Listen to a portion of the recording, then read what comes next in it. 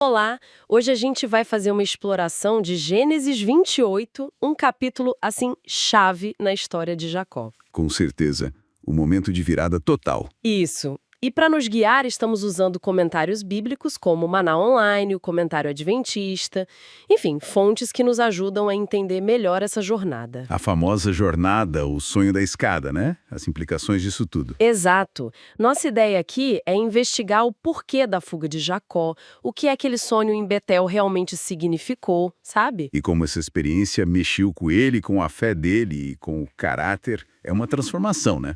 Pois é.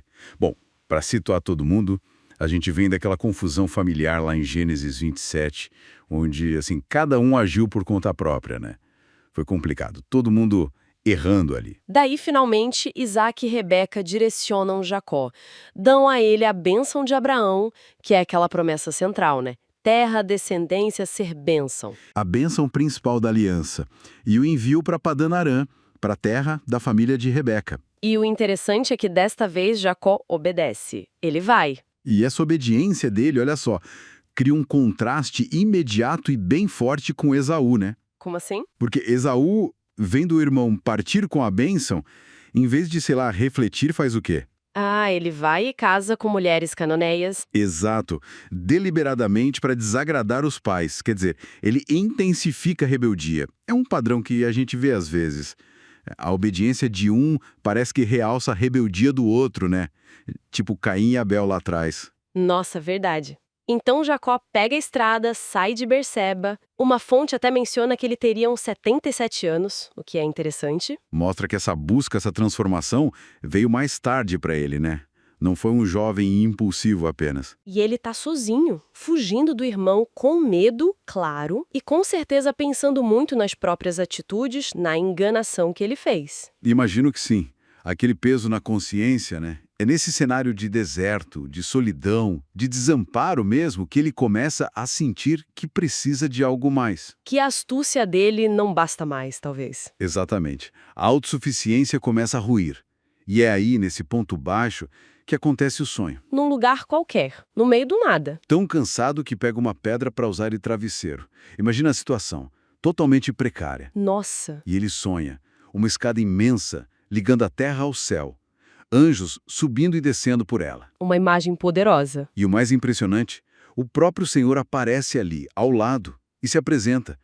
Eu sou o Deus de Abraão, seu pai, e o Deus de Isaac. Uau! Deus mesmo falando com ele ali. E não só fala, mas reafirma todas as promessas da aliança. Descendência como pó da terra, a posse da terra, proteção divina. E a garantia de que ele voltaria em segurança, né? Isso devia ser crucial para ele naquele momento de fuga. Sem dúvida. É Deus buscando Jacó na pior hora dele. Uma demonstração de graça pura. E a reação dele quando acorda é demais, né? Ele fala, nossa, sem dúvida o Senhor está neste lugar e eu nem sabia.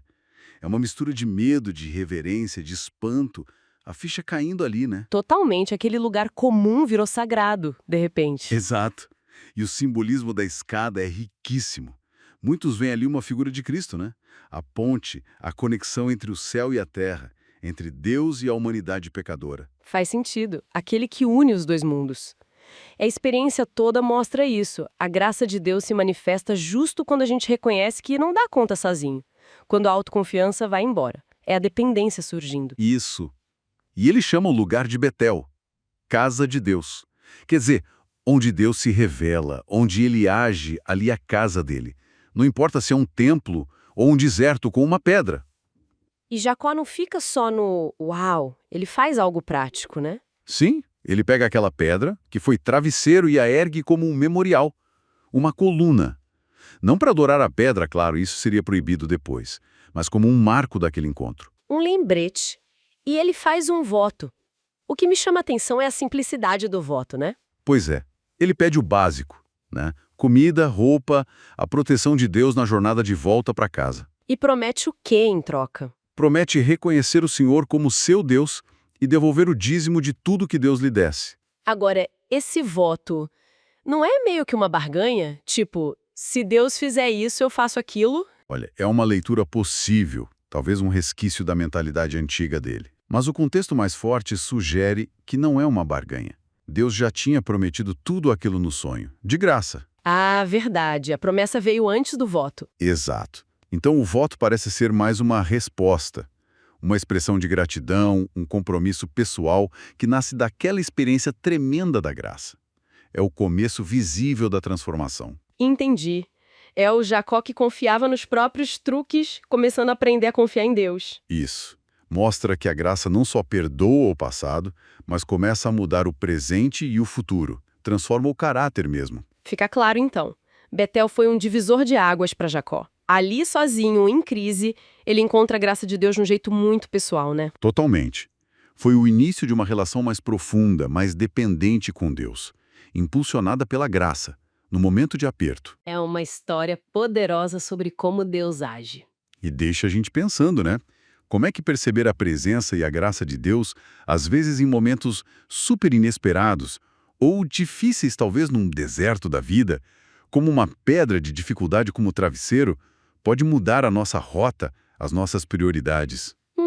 Boa pergunta. O que será que significa, para nós hoje, reconhecer um lugar, uma situação, um momento, como a nossa Betel, a nossa casa de Deus, onde a gente percebe essa conexão especial acontecendo? Fica aí para a gente refletir.